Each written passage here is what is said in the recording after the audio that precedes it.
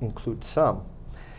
The results of that phase 1 remote sensing survey indicated that there was some type of cultural resource at that location that they discovered, most probably an early build shipwreck. So the signatures of both the side scan sonar and the cesium magnetometer were consistent with a vessel of early build. In addition, they obtained a small wood sample that was actually taken by an archaeologist with the Chicago Field Museum and sent it in for carbon dating methods, which is a standard technique in archaeology. Once again, the results of those 2 independent labs indicated that that wood sample was within the time frame of the building of the Griffin. So in total, what that told us was indeed the next phase of archaeological investigation was warranted. In fact, desired, because there wasn't enough negative data to positively exclude the Griffin.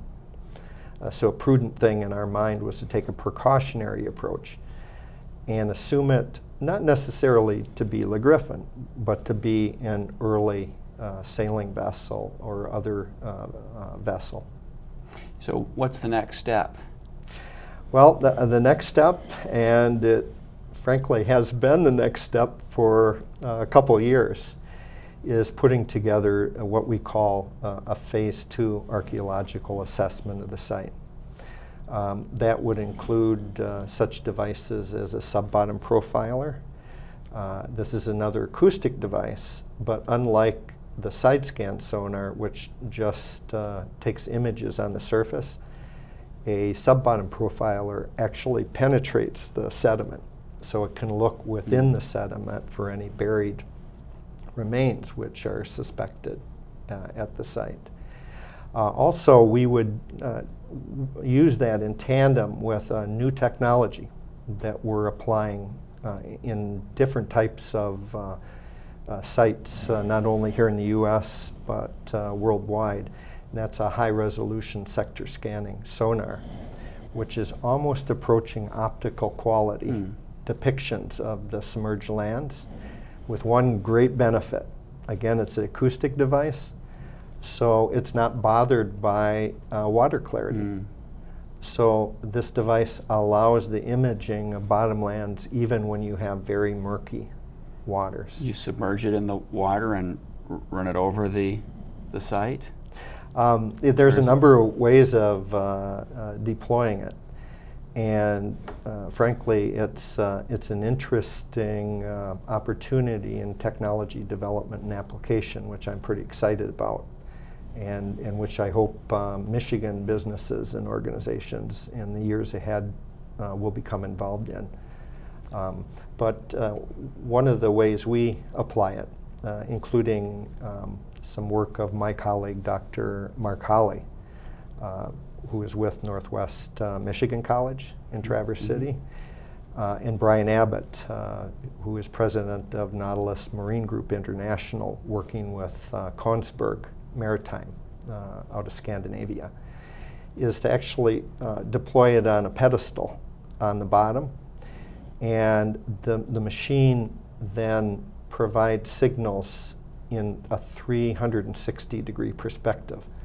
So the pedestal, the tower, sits in the middle, and it can image everything around it in 360 degrees. And I'd be happy to provide some images if you're interested, even as part of this It'd be very show. Interesting to see that, especially if you can get some pictures of the Griffin. Can I assume, is it safe to assume that the finders were physically there? I mean, are these divers that went down to the site, or is this something they've, well, they got a piece of wood, somebody went down there and plucked it off? They've been searching for many years. Now, I give them a lot of credit for not doing something. What they didn't do was dig into the site.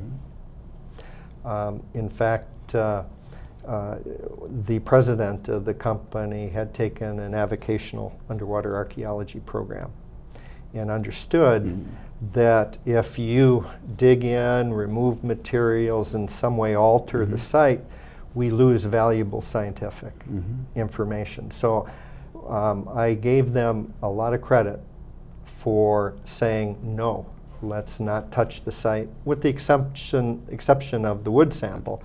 Again, that was taken by a professional But somebody's been down, archaeologist. I mean, physically down there. Yes. Yeah. Does the find of the labelle in, off the coast of Texas, does that give us some insight into what the Griffin should look like, or not? Well, it may. It may. At least on shipbuilding techniques of that period. What it certainly has, though, as well as excavations from 17th century and early 18th century land sites here in Michigan, is an understanding of the material culture of that period, meaning the artifacts associated with French colonial period and contact period between the French and Native Americans. So we can assume that many of the artifacts that have been located in similar period terrestrial sites here in Michigan, including Native American trade goods, should be located on Le Griffin. In addition, Le Griffin had some artifacts that we call smoking guns. At least 2 bronze cannon that probably have the inscription of the king, Louis XIV. Also within Le Griffin, there were 2 anchors that were being taken back to Michilimackinac for So storage. they should still be there. Yep. My guest is Ken Vrana from the Michigan Maritime Center. Ken, we only have a minute or 2 left. Is there any other summary that you'd like to give to my constituents? Anything else they need to know about the Griffin? Well, just that we are very excited with the opportunity ahead to conduct a phase 2 and spread some light on the question a lot of people are asking. Is this Le Griffin or not?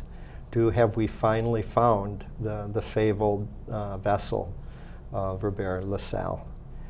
And I think if indeed this is the site, it will not only be an important contribution to the history and archaeology of Michigan, but also further our better understanding and awareness of that whole French period of colonization and settlement of Michigan, and how important it is and was to this great state of Michigan. Well, Ken, thanks so much for shedding some light on our murky submerged past, and I hope it is the Griffin.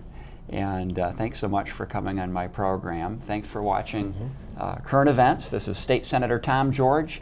I'll be back next week with another guest from Lansing.